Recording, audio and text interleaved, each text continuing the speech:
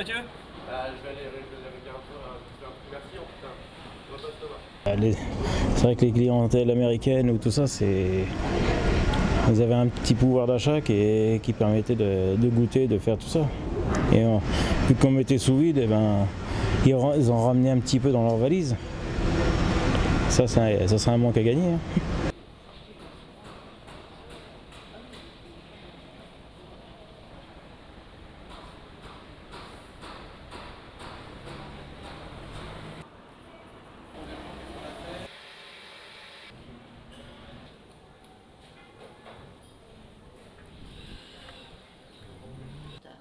La fleur c'est la rose et le chanteur c'est le vent. Et donc voilà le fond de géranium d'immortel, d'épices, de cardamome. Ouais. Voilà. Et puis C'est très subtil. voilà. On était vraiment contents d'enfin pouvoir l'ouvrir et bon, mais c'est vrai qu'on ressent quand même encore que le monde n'a pas repris, qu'on voit des commerces qui ferment, des licenciements et c'est vrai que c'est un petit peu bon, on essaye d'avancer quand même mais les touristes ne sont pas au rendez-vous cet été. Vous voyez, des gens qui habitent. Vous avez fait beaucoup de recherches en plus. Oui. Ouais. Mais il a fait.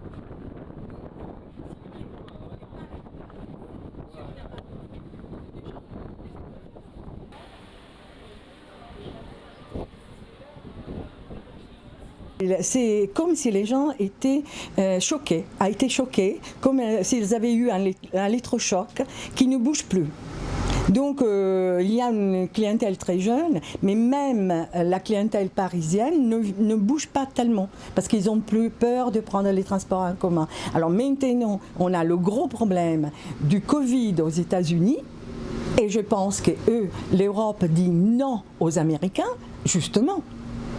Mais économiquement, on se trouve à ne pas avoir d'autres ressources par ailleurs.